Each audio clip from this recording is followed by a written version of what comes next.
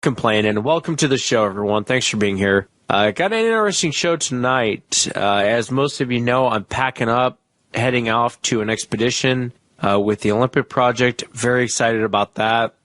I'm going to try and bring back some video for you guys. I'm definitely going to bring back some audio, some interviews for you guys. So look for that on Sunday. I should be back Saturday night, so I'll plug it in, and should have a great show for you on Sunday. So look forward to that. But tonight I'll be speaking with Jeff, and Jeff had an encounter when he was a young man. Didn't really talk about it publicly. Told close family and friends. But it's a very interesting encounter, and I think probably people on the East Coast don't think about this, but on the West Coast, I hear New Jersey, and I think of New York. I hope I said that right, New York. Anyway, you think of Jersey, you think of big cities, you think of, but there's a lot of forests out there. And Jeff talks about an encounter he had, over 30 years ago, of seeing this thing cross the road. I'll also be bringing Shane Corson on the show. Shane is the host of Monster X.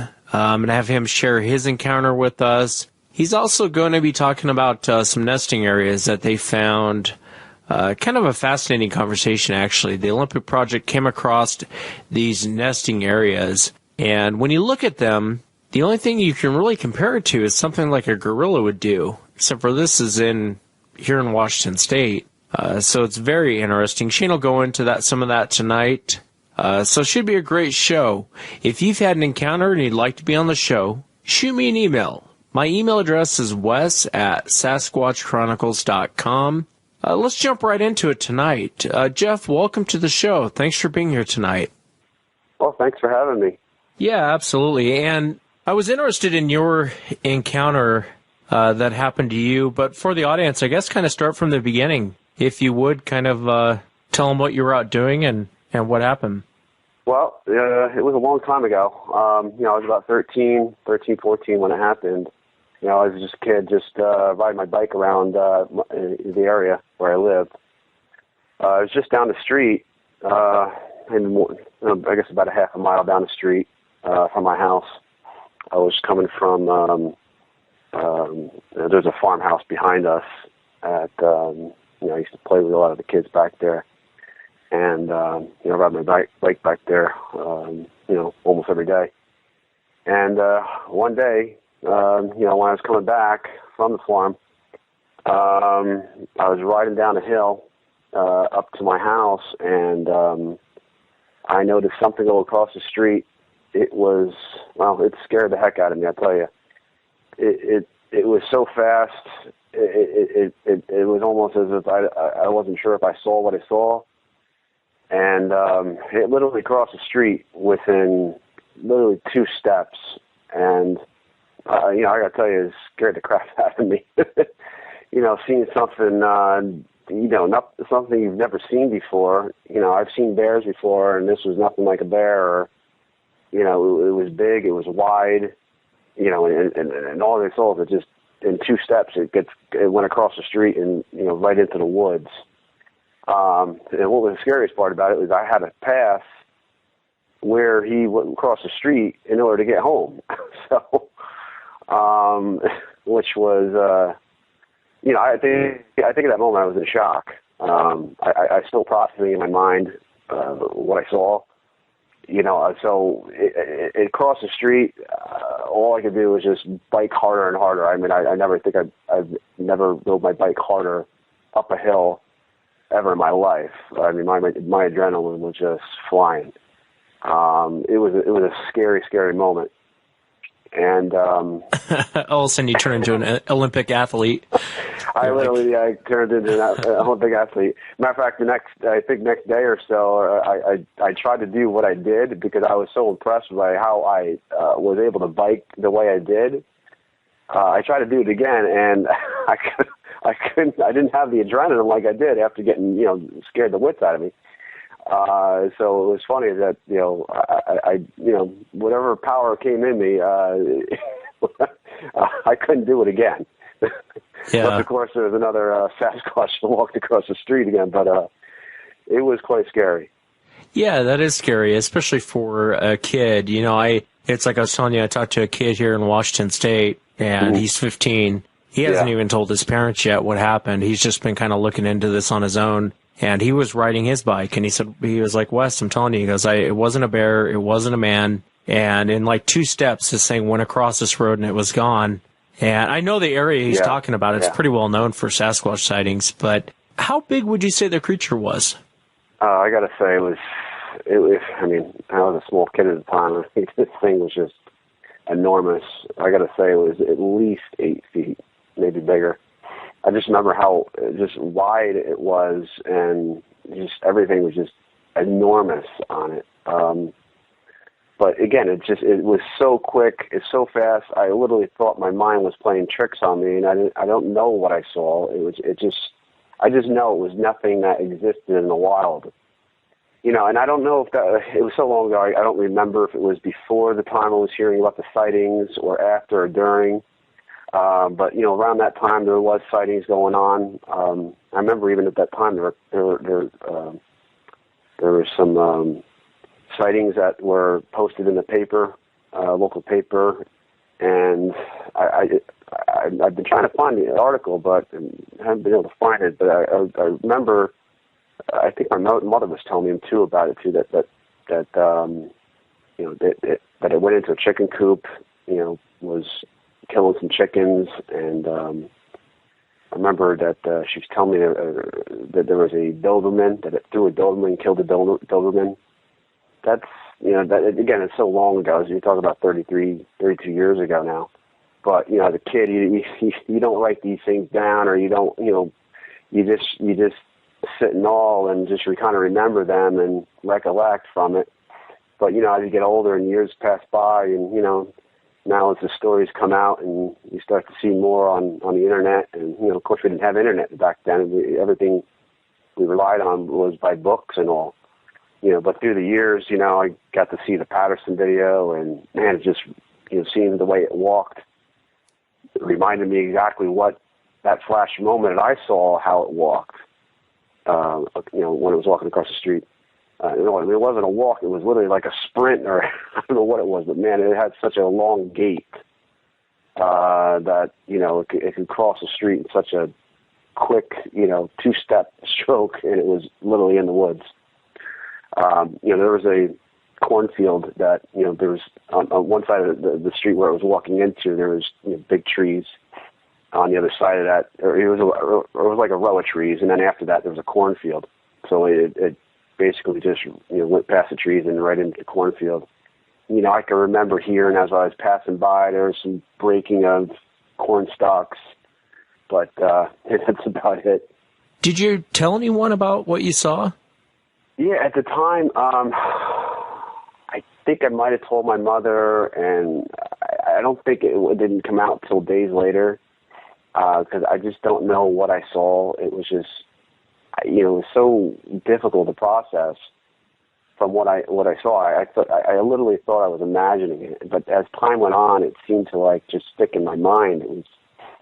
I couldn't pass it off as something as imaginary. You know, it just didn't feel right. There was something there. I was completely shocked, and it's ever since it's stuck with me for all these years. But, you know, it's not like I was the only one who had the only experience. You know, my mother remembers a time when me and my brother are coming home from the swim club, not too far from home, and it was a hot summer day, and I remember, I can't remember the smell or anything. I guess I was just too young, but my mother remembers it distinctively. You know, a horrible, horrible smell that was coming from the woods, and there was some kind of noise, a loud noise that something was making in the woods. You know, my brother heard it. My mother definitely remembers it. You know, I vaguely remember the time. It definitely, we all had our experience with it. Yeah. And, you know, it was a small town. I lived in Oxford, New Jersey. You know, it's up North Jersey there, and it's quite a wooded area. And that was where sightings were seen. I believe it might have been the Hackettstown paper. It might have been in, I don't remember offhand, but there were several sightings that were posted at the time, or in an article. that happened. And so I wasn't the only one. Yeah, no, and you're never the only one. It's interesting. And I understand the way you felt about it. It's like I was telling you, the kid I just talked to, he was saying that, he's 15 years old on his bike. And again, I know the location he's talking about in Washington State. It's very well known for sightings, but he went through this thing where he said for a couple of days, he just kind of sat there and thought, God, did I really see that? Was I imagining things? And then he finally came to the conclusion that, it freaked me out enough to pump my adrenaline through the roof. And it gives me chills right now and goosebumps as I think about it. And, hearing that story as well, it just kind of gives me some reflection of, there's others that, felt the same thing as, for a while, I've questioned myself, but, what the heck was that,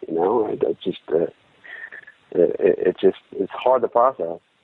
Yeah, it's very hard to process, and it's interesting because, it must have heard you coming. I mean, I realize you were 100 yards away, or from what we talked earlier, but it had to have heard you coming, and it makes you wonder why they do that. A lot of these roadside crossings with cars, I've been out in the woods. You can hear a car coming 2 miles away, 3 miles away. You can hear them coming, and it's just kind of weird behavior for them to do that. Why not wait till you pass and then go across the road? You know what I mean? Well, on the other side of the road, it wasn't like there's any wooded area. It actually was an open field area. Right in that area, there's a water treatment plant area, and there's no house or anything in that area. My house wasn't till maybe 1,000 yards or more past where he crossed the street, but there's also a divider of trees, and then there's one house and another house that was mine. And so it was an open area. So it wasn't like there was any area for him to, as far as what I think, that he could have hidden. So he could have been crossing the brush there, and just wanted to get into, I guess, a more secrete area, and which was the area he crossed, which was into the field where the corn stalks and all were. So yeah, I don't know. I don't know if he saw me or not. I don't remember seeing a face. I mean, it seemed like it was just this rush across the street, and it was more of a profile look, just him facing forward and crossing right in past the trees and into the cornfield. Was there anything else that threw you off beyond its size? The arms, I do remember they were just extremely thick, very beefy, wide arms, and just very wide, and they were long. They were much past his waist, or even down to I want to say where the bend of his knees would be. It seemed like it just seems like these big trunks. Again, it's such a short moment of time that I think you get tunnel vision. I think at that moment, so you see this thing cross past you, and I don't even think, as I remember, I don't even believe I looked right when I passed him. I just my eyes were so focused towards the road to get back home that nothing else was in my mind, literally. Yeah. So, yeah. And then it happened so fast, too. Everything happened so fast, it's hard to... Yeah, it really did. Now, that wasn't my only moment that I had with it. As far as, I did, as I said, saw some, I don't know if it was one or two, it was at least one footprint by the bridge. Actually, I was the bridge I had to pass to get past the sighting. There's a small bridge at the bottom of the hill, and it wasn't very, I don't know if it came after maybe some rain or whatnot, but there was some mud up on the bridge with some light dirt, sand. There was there was an impression there that I did see, and I don't remember if it was before or after. It might have been after, because that was probably when I started looking around. I remember at that time, I as a kid, I was like, I wanted to find out more. I remember going back in the woods, geared up as a kid. I wanted to make even a casting, see if I could find anything, in the mud or something, of some footprints. But I never got to see anything that was real distinctive, like what I saw at the bridge. Now, when did you find those prints? Was it you said it was afterwards? I'm thinking it was after. Again, as a kid, you don't take any note of any of this stuff, so it's all just one big, memory. And I believe it was after that I went down there. What was unique about the prints? It was big. It was big. I remember putting my foot in it, and it just completely surrounded my entire foot. And I had my shoe on. It just completely surrounded my, entire foot. Being, I don't know how big my foot was at 13, but but it was significantly bigger, several inches, maybe 4 or 5 inches bigger, and maybe a couple inches or more wider than my shoe when I put my foot in the middle of it. And I wish, I had a picture. We didn't have cell phones back then with where you could take a picture or something, but everything was filmed back then. It wasn't easy to take pictures as a kid as it is now. Kind of a weird spot to be barefoot too, I would imagine. Yeah. It was distinctive too. I could see the toes distinctively, each toe, and it got very wide at the end, more narrow towards the the heel of the foot. But overall, it was just a massive print that was in the mud there. That was basically my experience at the time. I've lived with it, all the time. Never told anybody about it. As far as any publicly, you're literally the first show I've ever come forward. Actually found me because I was actually just, time to time I go online and I, look up, sightings and see what's going on, what's the latest news on any Sasquatch sightings or Bigfoot sightings. And I'm just glad that you were able to come on and share the experience, man. I really do appreciate it. Well, I got to tell you, for so long, I hear all the sightings, everyone comes forward.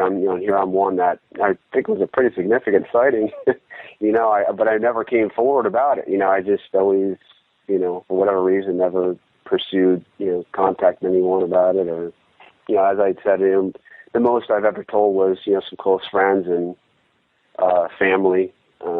But that's really as far as it ever went. I haven't really told many people about it. So it was a nice opportunity to get to, speak to somebody, that's researching it and, finally get some of this stuff out of my head and just kind of talk about it, which is, nice to do.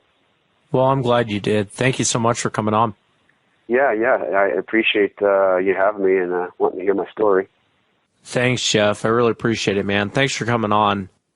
I want to welcome Shane Corson to the show. Shane is one of the co-hosts of Monster X. He's also a member of the Olympic Project and a dear friend of mine. I always enjoy talking with Shane. Him and I share a lot of ideas off the air. And, I like to throw a lot of things off Shane, just, hey, what do you think about this? What do you think about that? And Shane always gives me his honest opinion on, I think that's crap, or, there might be something to that. And so I really value his opinion. Shane, thanks so much for coming on the show, man.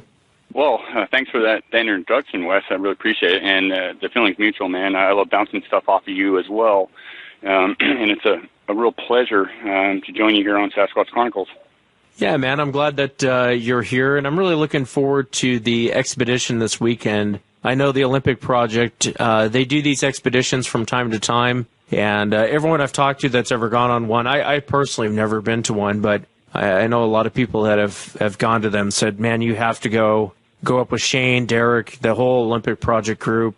These guys really know what they're doing, and you walk away with, not only knowledge on the subject, but the scientific method of it, and I give a lot of Bigfoot researchers, and Shane knows this, I give a lot of Bigfoot researchers crap because I think they preach a lot of things, but at the end of the day, I think half of them don't have any clue what they're talking about. With the Olympic Project and with Shane and Derek, I know these guys really know what they're talking about. Shane said, hey, this is just different stuff we've talked about in the past where, he's kind of said to me, well, this is kind of how you scientifically would go about this. And, you've been right on with a lot of things, Shane. So I'm really looking forward to it. I respect everyone at the Olympic Project. I respect what they do. And while we don't get answers as quickly as we'd like in this field, it's kind of a slow and steady race, isn't it? Oh man, I couldn't agree with you more. And thanks for the build up with the Olympic Project. But yeah, I couldn't agree with you more, man. And that's the thing that I think a lot of researchers and enthusiasts lack is patience. We all would like, many of us would like the answers right away. We would like to know more about our findings, and we'd like to, find, what we're looking for, Sasquatch. I mean, on a regular basis and stuff. And unfortunately, it's just not the name of the game. It takes patience, perseverance, a lot of time. It takes money. People hate that word money, but I can tell you this year alone, just on equipment, just this year alone so far, I'm up there in the thousands. And but oh yeah, but it's what I enjoy doing. It's a passion, and for the Olympic Project, we're a bunch of like-minded individuals with the same passion, goals, and agendas, and and we have patience. And many of the members of the Olympic Project have been at this longer than I have, and I've been at it for quite a while now. But many of them have been at it far past my time in the field or even interest. Yeah, I couldn't agree with you more on that. Though there are a lot of valuable researchers and groups out there that I respect and that, the Olympic Project and myself, we collaborate with, that I believe are going about things the right way. It's tedious and time-consuming. In the end, I know we are, as I'm speaking for the Olympic Project, we're going things about the right way and collecting huge amounts, volumes of data and pieces of evidence, and really trying to get down to the nitty-gritty wherever that leads us. And it's one of those things to where, this subject consumes people, especially after they have encounters. I mean, I became consumed with it, almost addicted to it. And, all the witnesses I have on the show, I can see the same thing. Once you've had an encounter, you really become consumed with trying to find answers. What is this saying? On and on, all down the list, a million questions that you want answered. But if you would, Shane, would you mind telling the audience your encounter? Tell them what you were doing and then just kind of walk them right into it. Oh, absolutely. Yeah, let me just give you a little background. First of all, I was born in Scotland. I lived on a little island called Isla, and we moved to the States and moved back to Scotland and moved back to the States and ended up residing in San Diego, where I kind of grew up really enjoying cryptids in general. I was always fascinated by Sasquatch. When I lived in Scotland, Sasquatch over there, as many of your listeners are from around the world, they're interested in the Sasquatch subject, even though they can't get in the field or be here in the States, even though there are reports around the world of Sasquatch-like beings. But here in the United States, I was always fascinated with Sasquatch. And moving to San Diego, I started looking up reports down there, and there were reports down there. You got reports from the desert to the mountains, the Cuyamaca.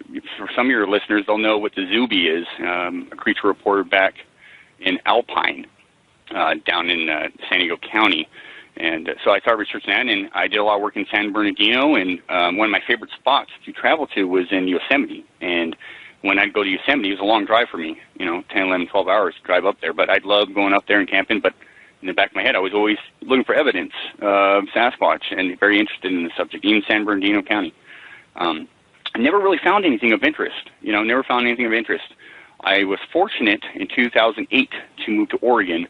I got married, and my wife and we now reside here. And wow, I moved to Oregon. I was just blown away. The beauty, the huge amounts of forest, the freedom you have up here in the Pacific Northwest to do a lot of stuff, camping and hiking and fishing, just huge amounts of freedom up here.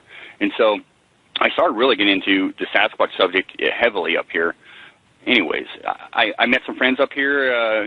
We're good friends. Don't really talk to them now, but back then, my encounter happened in 2011, and a couple of my buddies, Ian and Mitch, we love fishing, and we were trying to go fishing wherever we could. If I wasn't out researching or just looking, for pieces of evidence or just trying to find an area where I thought Sasquatch may be, I was fishing. And so a couple of my buddies and I decided to go on this kind of remote backpacking trip up near Mount Hood, in the Mount Hood National Forest. It was purely a fishing trip. I didn't take any equipment with me, not a recorder. We took our cameras because we wanted to get some scenic pictures. You're out camping and stuff. You like to take pictures. But anyways, we went up there and we had an area in mind, and we get up to Mount Hood, and it's a high lake area with a bunch of lakes, and we went out there and set up our camp, did a little fishing. Really didn't have any luck fishing. We were in those lakes up there. You got you got cutthroat, and you got a lot of small trout and stuff in these lakes up there, and they're just fun to catch. And it takes a little bit of skill in some of these high lakes to catch these fish. So it was a trip where we were just a couple guys, going out, want to do some hiking and camping and get away from the crowds, people, and just have a good time and enjoy each other's company. For us, we set up camp and we cook a meal, did a little fishing, and, sat around the fire, just talking back and forth. And I think we called it a night. It was either, it was around 11 or 12, probably closer to 11. We had, we built our fire up and called it a night. The way we set up our campsite, we had a fire off to the side, and the three of our tents, we all slept in separate tents, there's three of us, and our tents were, spaced out a couple feet apart. And we had a little hill behind us, and then the lake, we were camping right next to the lake. So we're camping right next to the lake, you got your fire pit, and there's a little hill behind us, and a trail leading to some of the other lakes.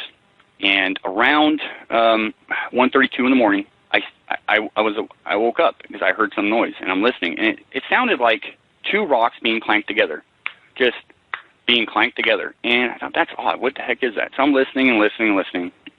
And fortunately for me, my buddy was awake. My buddy Mitch was awake, and he said, "Hey, what is that? What is that noise?" I don't know. It sounds like two rocks being kind of knocked together. We listened to that for a while, and then all of a sudden we started hearing, sticks breaking. It sounded something was moving around on this little knoll, this little hill. That I couldn't tell if it was stepping on them or breaking the trees because it's a very thick pine forest in this area. And so I couldn't tell if something was stepping on the sticks or breaking with their hand. It sounded like something was just walking around. And, we're whispering back and forth, what is this, and I'll be honest, in the back of my head, I'm going, I heard rock clanking, what I assumed was rock clanking. I didn't see what was doing it. And then I hear these bipedal footsteps step, what I think was stepping on stuff, and then maybe possibly breaking branches off. I didn't know. It was fairly close. But not extremely close. And then we got a couple of knocks, what I assume were wood knocks. And I'll talk a little bit more about that later. But these knocks were, they were pretty loud and fairly close. And I'm thinking, wow, what the frick? And I just, I'll be honest with you, here I call myself, I was trying to research the subject and all that. And I didn't feel like getting out of my tent, to be honest with you. I didn't. And it was pretty dang dark. And maybe I could have got on my tent that night and flashed my flashlight around and maybe saw something. I don't know. But we were whispering back and forth. And to be honest with you, I was a little frightened. I was like, wow, this is legit. Something unique's going on here. And I'm trying to rationalize it. My buddy and me are talking back and forth. Elk. What's making that noise? And anyways, that night after the knocks, you just kind of heard something leave. It just kind of left. And we eventually fell asleep and woke up next morning. Now, I'll tell you, my buddy Ian in the other tent, he slept. You could hear him snoring. He slept through the whole thing. He didn't even hear anything that night, which amazed me.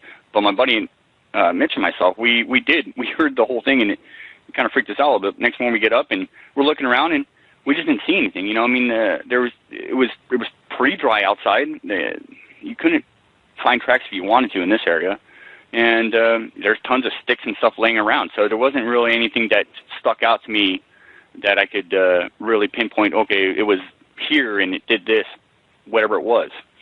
So stuck with it that whole day we talked about it, and Buddy Ian was kind of laughing. Well, I didn't hear nothing, blah, blah. And so we went on like the 17-mile hike that following day, and we got a little bit lost and turned around. Eventually, we made it back to our camp, and we were just gassed. I mean, my buddy Ian wasn't in the best of shape, and so we were just gassed. They ended up running out of water. I had to give them my water just to make it back down the hill. Anyways, we make it back to camp, and it's the same setup. We're cooking, we're on the fire, we do some more fishing. I think one of us I think my buddy Mitch caught a fish finally. Wasn't nothing to brag about, but make it back to camp, fish, cooked a meal, and my buddy Ian, he plays a little music, and I think he was playing Led Zeppelin or something, not super loud. He brought this little portable boombox thing out there, and he was playing a little music, and we were chatting and whatnot. So we were chatting around the fire and called it a night about the same time, 11, 12 at night. Get in our tents, 1:30, 2 o'clock in the morning, I start hearing this clanking again, just, same thing. And it's from a distance, but it's getting closer and closer and closer, and it's getting louder. And it stops. My buddy Mitch is awake again. We're like, wow, whatever it is back. And then we start hearing footsteps, but this time it's much closer, and whatever is around us it sounds like it's snapping big sticks, and it definitely thought it was walking and breaking them. The difference this night was my buddy Mitch was hearing something to his left, and I'm hearing something to my right. So we're thinking there's two of whatever this is. He's like, there's something to the left. It's snapping, and I'm listening. I'm like, okay, I'm hearing that. So we're getting a little freaked out. It's walking along this hill and also down lower along the path. And so we're getting freaked out. That happens for a little bit. There's just walking back and forth. We're not hearing any vocals, not hearing any whistles or anything like that. Just nothing. Just everything is, this thing walking around, maybe even breaking branches off trees. I don't know. It sounded rather, at the time I assumed aggressive. It just was stomping around, and possibly two of them. And then it got quiet. Then all of a sudden, the most thunderous wood knocks. I've encountered wood knocks since, and what I'm assuming is wood knocks. Like I said, I'll talk about that in a minute, but you could feel whatever this was hitting a tree. I mean, I have no doubt about that. Was hitting a tree so hard you could feel it in the tent. And that's when my buddy Ian, who's apparently a really deep sleeper, woke up. And he goes, what the hell is that? And it happened like 5 times, but it was bam, whack. I mean, it echoed. You could feel it in your tent. And you then, that you were dealing with something big and powerful. There was no doubt in my mind then that we were dealing with something big and powerful. And it just smacked the smile of these trees. And it stopped after that. And my buddy Ian's kind of freaking out. And we were all carrying weapons. We were all armed. And he's freaking out. He wanted to come out, blasting. He's freaking out. And so I try and calm him down. And all of a sudden, you hear something coming high up in the trees. Just, hitting the branches, coming down, and then thud. And my buddy Mitch goes, you know what that was, right? And we're like, yeah, that was a freaking rock. Something just threw a rock at our camp. And it landed close to his tent, he was nearest the lake. Didn't hit his tent, landed a few feet away. But I could tell it was a fairly good-sized rock, or projectile, I should say, because I couldn't tell it was a rock for sure, but I was pretty dang sure it was a rock. You could hear it come through the trees, hitting the branches, coming down, and thud right in the muck, close to the lake, right next to my buddy's tent. And at that time, we're like, I didn't know what to think. I was like, okay, this has just gone another level. My buddy Ian's freaking out. He's not a camper. I'll tell you that. He wasn't a camper. He's not a camper. The guy was from Boston. And he's just freaking out. And I'm trying to calm him down. I'm thinking, I need to go to this guy's tent. He's going to shoot somebody. Something's going to happen here. I unzip my tent, and I'm peering around. And right behind a tree, across from our fire on the other side, I'm looking straight across. Our fire's in front of us. And it's low. It's low. But behind this tree, I see a head and a shoulder and a hand, and this thing's weaving back and forth. I see this kind of silhouette of a head, shoulder, and hand, and it's weaving back and forth, bobbing back and forth, side to side. Its hand's not really moving, but the shoulder and head is, and it's almost like playing peekaboo. And I'm not trying to put stuff on my own head, but I swore we locked eyes. You could see a little bit of glisten, and I don't know if it noticed me. I mean, I'll be honest, I tried to unzip my tent rather quietly, but it probably heard me, and it peeled off the tree, kind of pushed off with his arm, and went up the trail, and that was it. It was gone. But I got enough look at it that I was like, I just saw a freaking Sasquatch. It was confirmed. I mean, I was thinking that the whole time that night, given everything we went through, because I've spent many, many nights in the woods, and I've been around, many people, around bears and every other animal, people, and this was just so profound. It was everything I kind of hoped for, and yet not.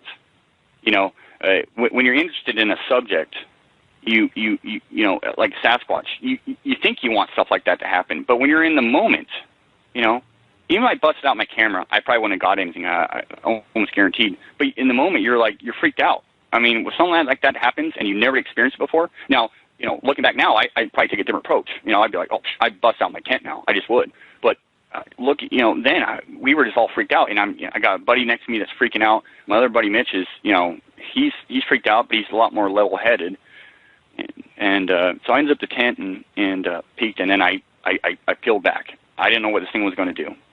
Yeah, that's crazy. I mean, you're right. I mean, everyone always, and I hear it all the time from members of the show and emails. People always, they want an encounter, and, my thing is be careful what you wish for, because it might just happen.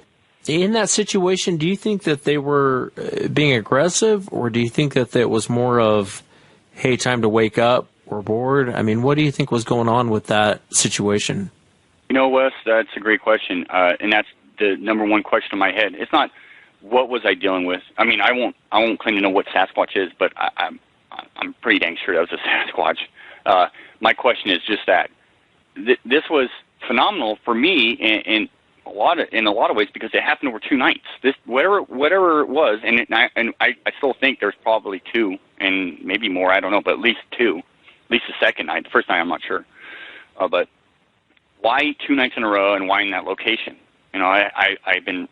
It's bugged me since 2011, and this happened in August of 2011, and it was a warm night, but August of 2011. So it bugs me that I still try and wrap my head around that. Now, I'll tell you this: my buddy Ian was snoring both nights, and I may have been snoring before I woke up. I do snore occasionally, especially when I'm gassed and tired.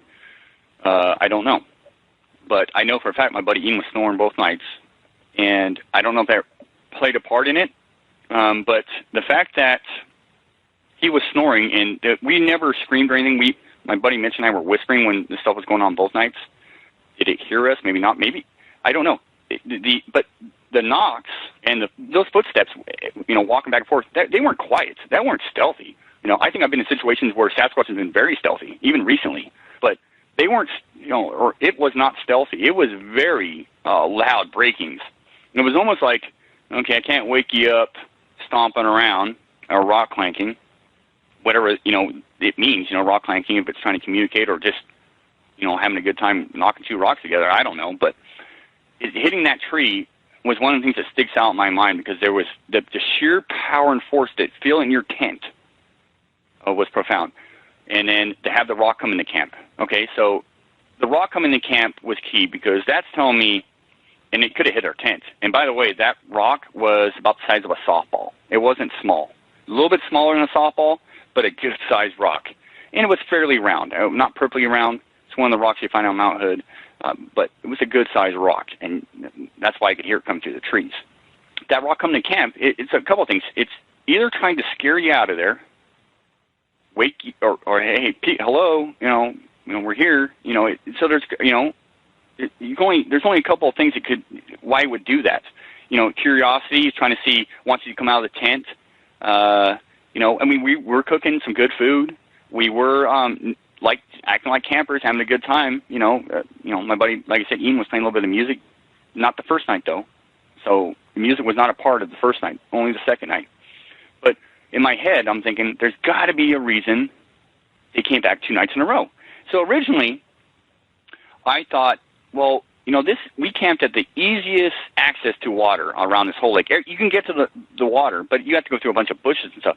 We were probably camping at the most easily accessible point to the water. Now, I've since kind of ruled that out. I just don't think that was the thing. I think they were in the area that time of year, and subsequently I've done a lot of research and compiled some data on that time of year and the reports and some of the reports out of the area. Haven't done research now, blow my mind. Some amazing reports out of that area. But honestly, Wes, I can't tell you why. It's one of those things that eats at me daily. I'm still trying to get the answers on that.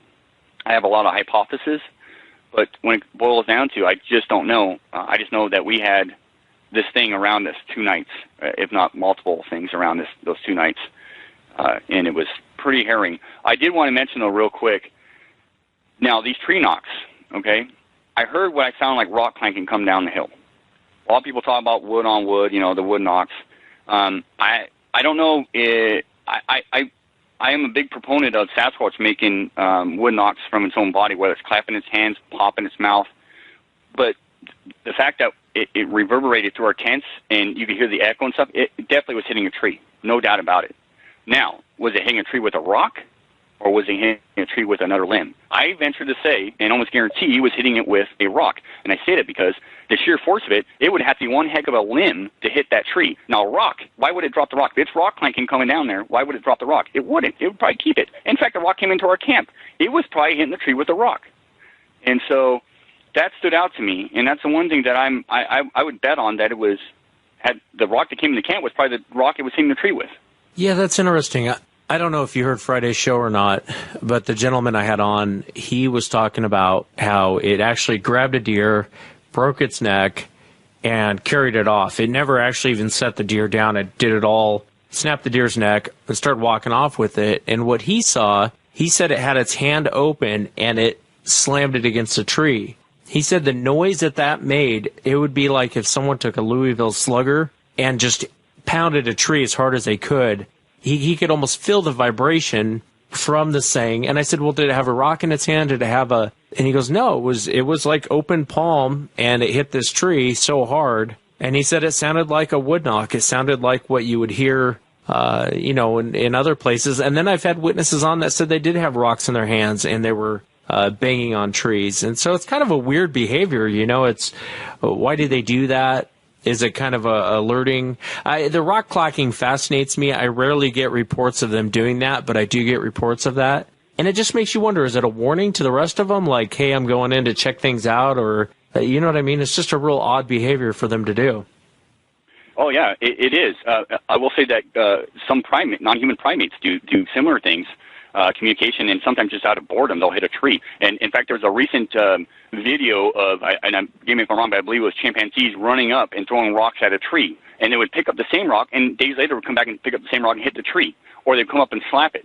And they don't really know why, but they would do it. And they would scurry off. They just hit the tree and scurry off.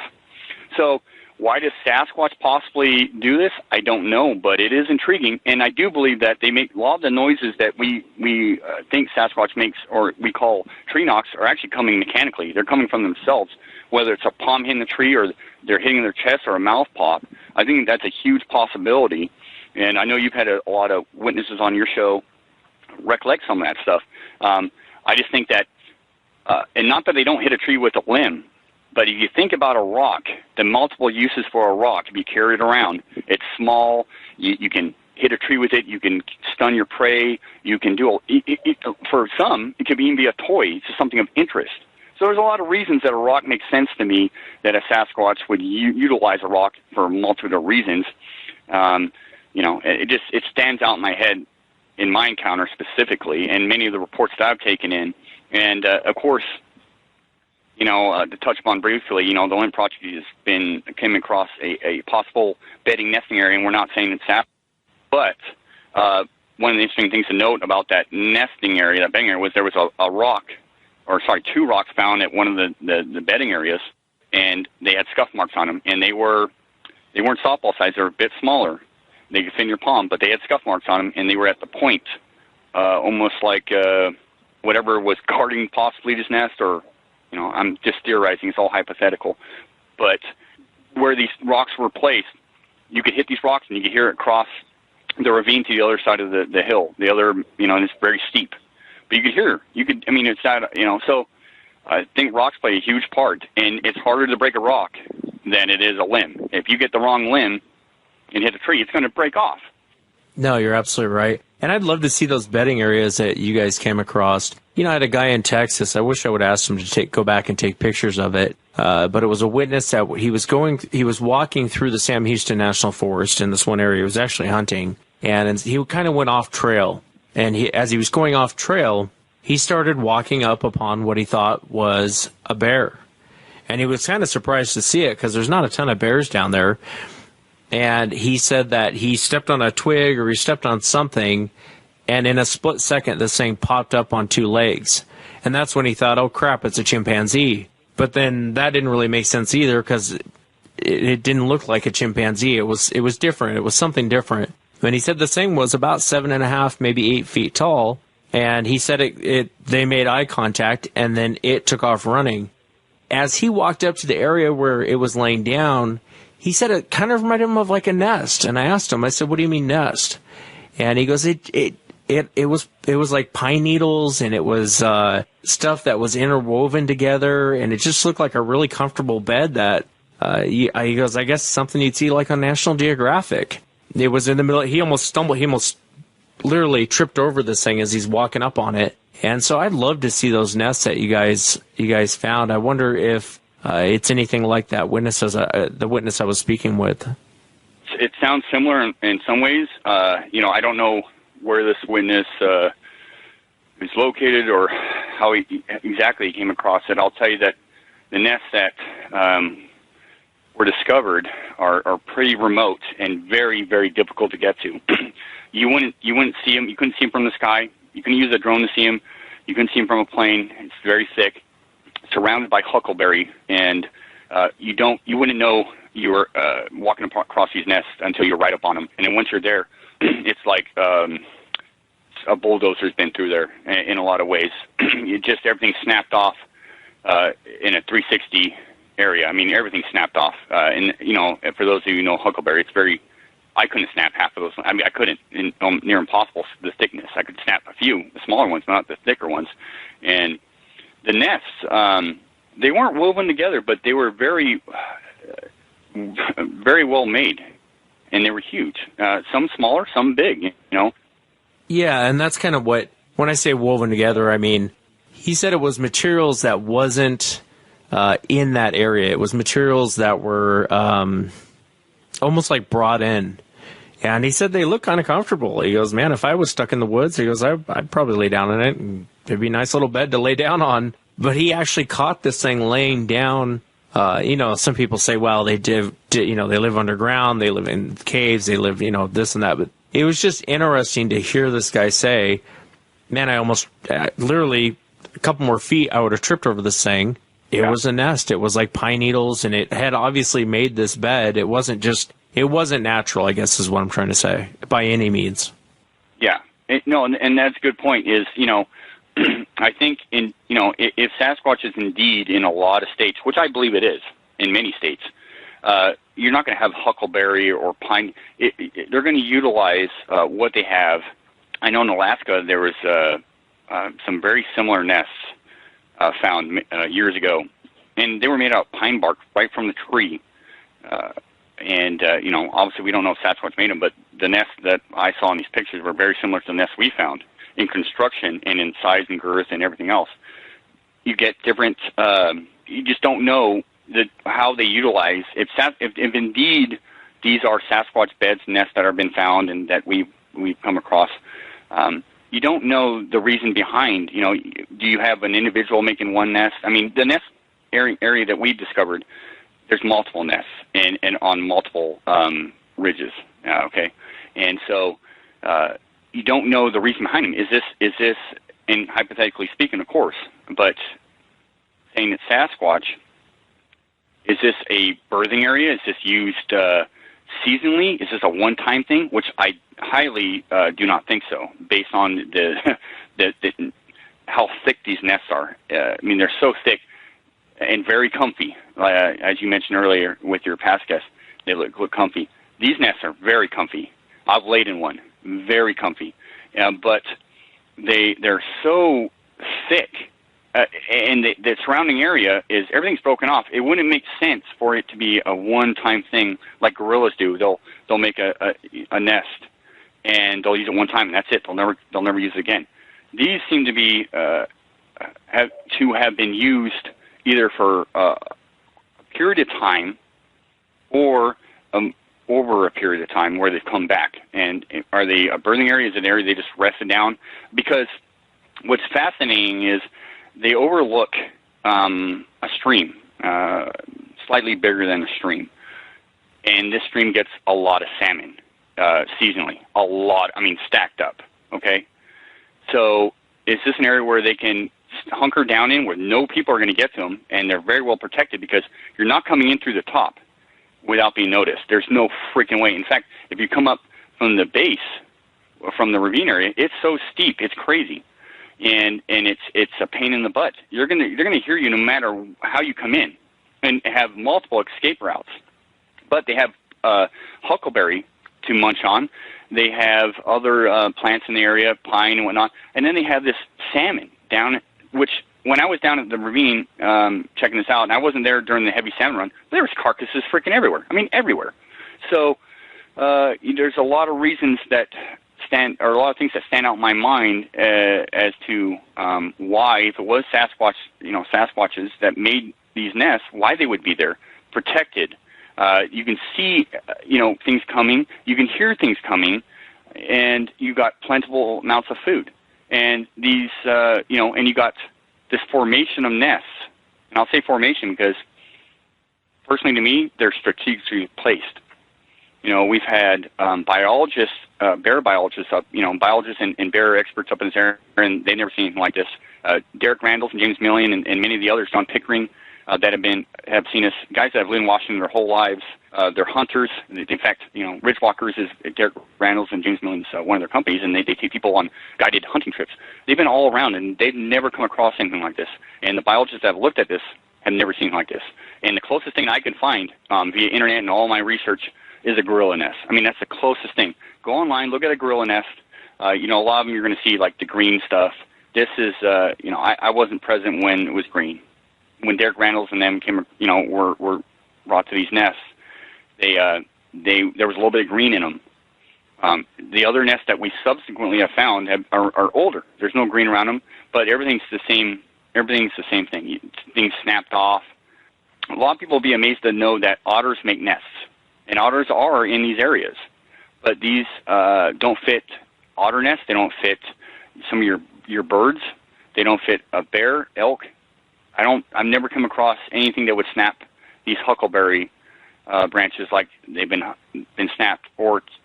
These nests are profound to me. They really stand out to me as an amazing thing. I can't get it out of my head because if it is Sasquatch, it's an amazing find. If it's not Sasquatch, it's an amazing find because it's not been found. Nothing like this has been seen in North America. So even if it's not Sasquatch, it's something unique that's not been seen here in North America. So either way, we're going to see it through the end and try and figure out what's doing this. It's one of those things that we're talking about at the beginning of the show. It's a tedious process. Now, one other tidbit is that there has been hair found from these nests, and they have come back unknown, but they have matched possible other Sasquatch hairs found in other areas. So that to me is very compelling and interesting, and it gives a little more validation that we're dealing with something very unique and hopefully Sasquatch. That is interesting. How big would you say a nest is? Just a rough figure, width and length. Well, I'll tell you what. My buddy James Millian, I think he's about 6'3", and he's a big dude. He laid in it, and he looked like a child. So not all the nests. I say they vary in size. Some of these nests range in size from about 8 feet and bigger to much smaller. And a couple of nests are unfinished. And, the funny thing was, and Derek pointed this out to me, was there was a smaller nest kind of in a bush, okay? And it was like in the beginning stages.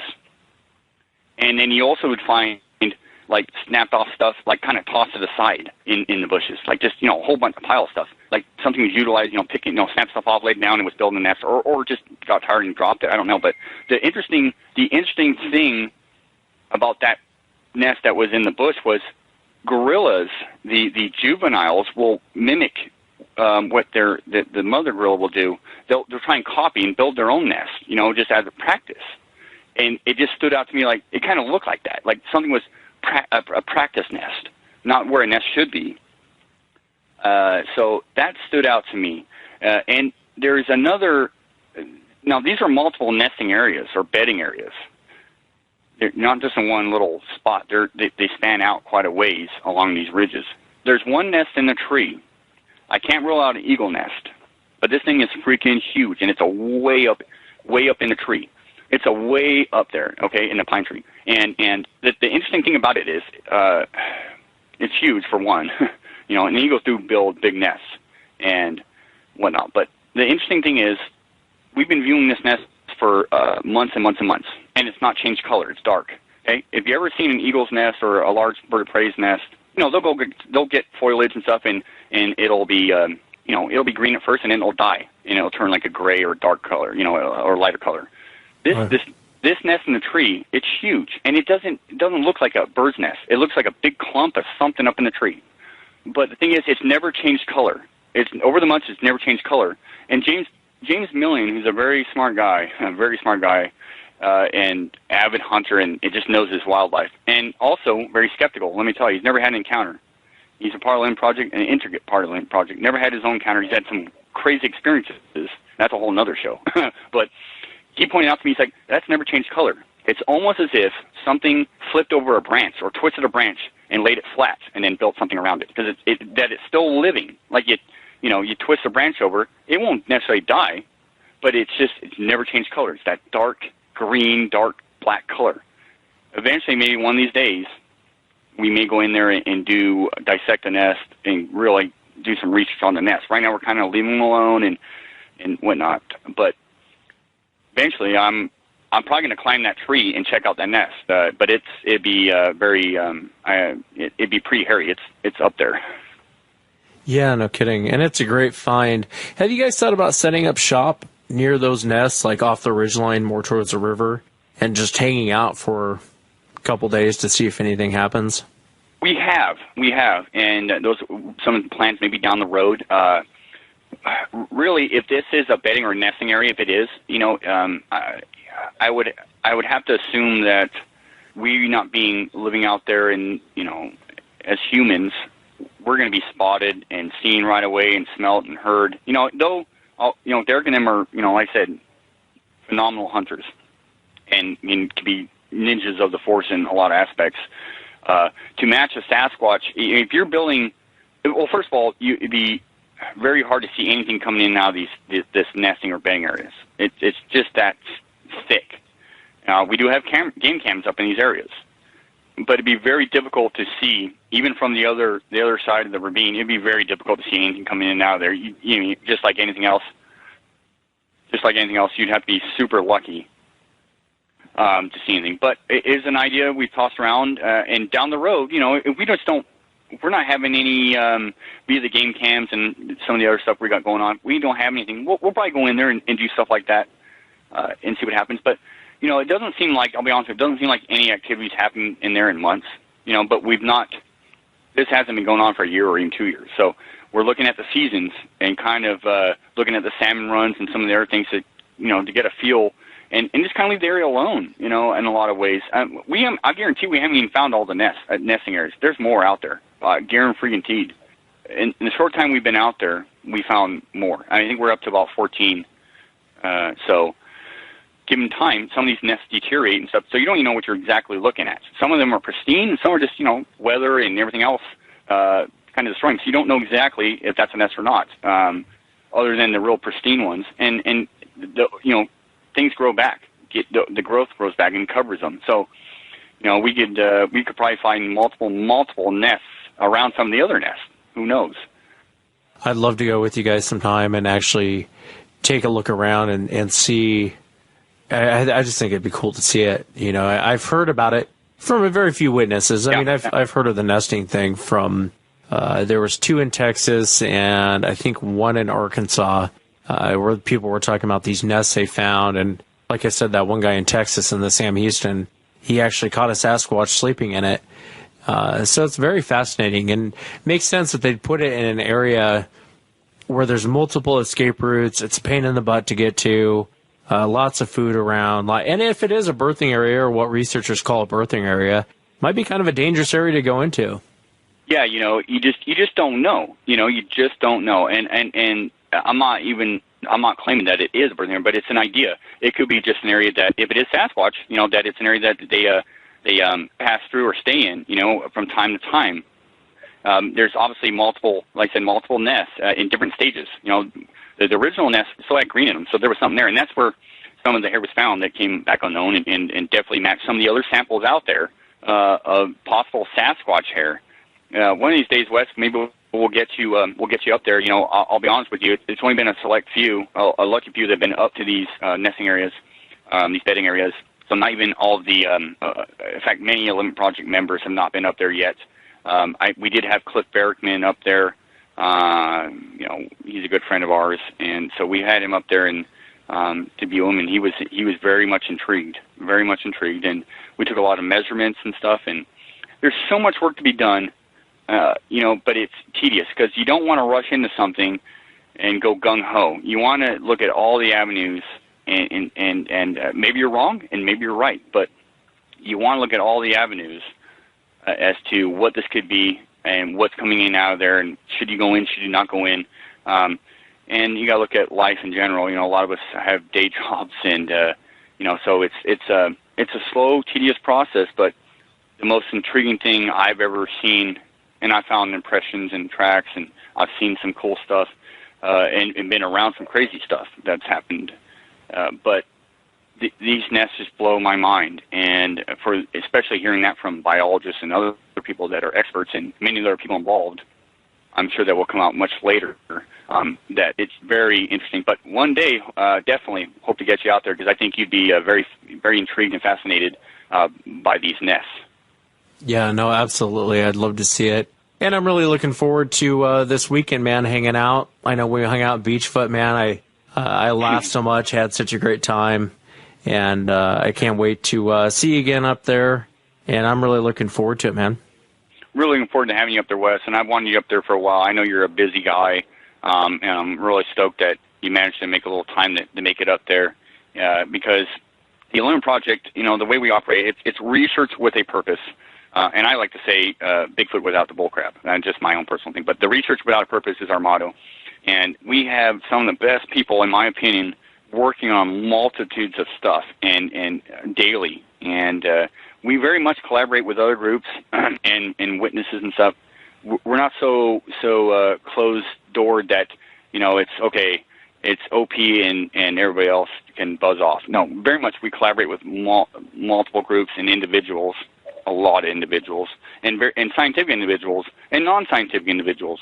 And some of the people, the cool thing is some of the people that have actually come on these expeditions with us have actually later on become OP members because of their backgrounds or knowledge or their enthusiasm. I mean, there's a lot of reasons, but my first trip up there, I wasn't an OP member. I paid to come to one of these expeditions, and I was blown away. And it was phenomenal. I learned a lot, and I got to meet, my resources exploded. And it was just very welcoming. So, we have, Derek Randalls, of course, and James Millian, David Ellis, who's, an audio geek, an audio extraordinaire. His library of audio recordings are amazing, and his visual analysis is phenomenal. It's truly groundbreaking. He's not the only one doing it, but his library and his approach, I can't say enough about David Ellis. And, we got Tom Baker, who's our data man, and he really is one of the pillars to what we do. And his data analysis and collection is phenomenal. He's the guy that puts our graphs together, a guy that works for Amazon. He's a major player in Amazon. I mean, this guy is phenomenal. So that's truly extraordinary. And we have Matthew Jones, who's like our map guy, our topography guy. He goes out there and he knows areas like the back of his hand. We have Cindy Dawson, that that is a hair analysis person. She's out of Vancouver Island, British Columbia, who many of your listeners probably know who I'm talking about, who had a freaking crazy encounter in Vancouver. Yeah. But she's our hair analysis person, and we have so many members I can mention. Chuck Madsen, Shelley Covington, Larry Turner, Gunnar Monson, Jess Southern, Barb Oliveira, Cindy Cadell, and many of these people have degrees in archaeology and different sciences. Some are just really good trackers and stuff. So we have such a plethora of people, many of them with their own experiences and some not. We have skeptics and seekers of truth, and those that are just kind of, we call knowers, that have had this, a Sasquatch encounter. So the Limb Project is very unique in a lot of ways. And I think, Wes, having you up there, you're going to, you know a lot of these people already, but having you up there at the Limb Project and seeing the area and, talking to some of these people and just getting out in the field, I think you're going to have a blast. I think you're going to enjoy talking to some of these people. And I hope, Wes, you take something away from it.